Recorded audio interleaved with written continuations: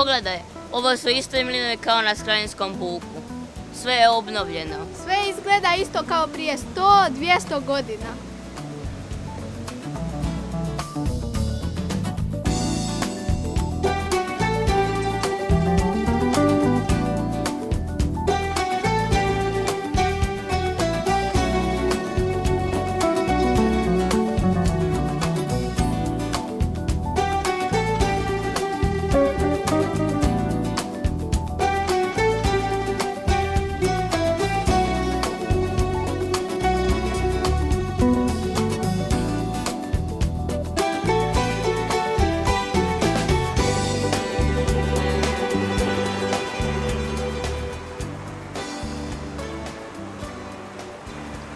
Ej, lovite li ribu?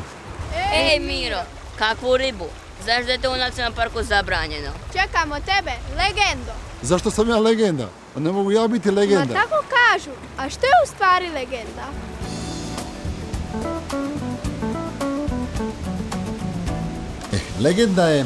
Legenda je priča, ne previše duga, koja je nastala na temelju narodnog vjerovanja i predaje. Ono, od usta do usta. Pa tako priči, kroz desetljeća i stoljeća, svi još nešto dodaju i tako nastaje legenda. A o čemu pričaju legende? Legende pričaju o nekakvim junacima, zaslužnim ljudima koji su napravili nešto veliko, značajno, pa i ljudi pamte, postali su legendarni. Zato sam ti rekla. Miro, legendo. Ma daj, kakva sam ja legenda? Pa nisam napravio ništa ni veliko, nisam niti hrabar. Evo, čak ne znam dobro ni ispričat šta je to legenda. A ima li u legendama vila? Nađe se tu svega, i vila, i vilenjaka, i čudnih bića, i čarobnjaka, pa uglavnom su to izmišljene priče. Izmišljene. Meni se baš dopadaju takve priče. To je kao da sanjaš.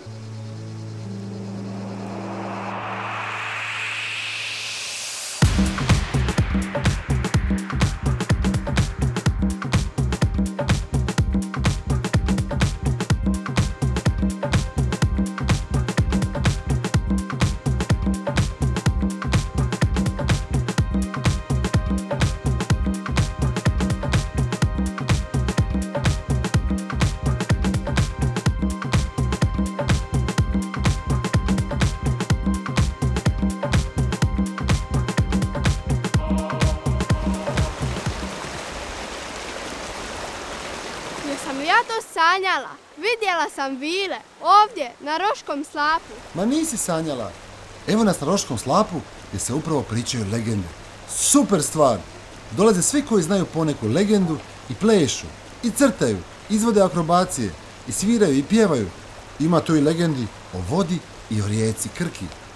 Čudo, kao da smo u nekom filmu. Kao da ovo sve nije stvarno. Miro, baš ti hvala što si nas doveo ovdje. A i legende su prava stvar. Hvala ti, ali nemoj mi zahvaljivati. Miro, ti si stvarno legenda.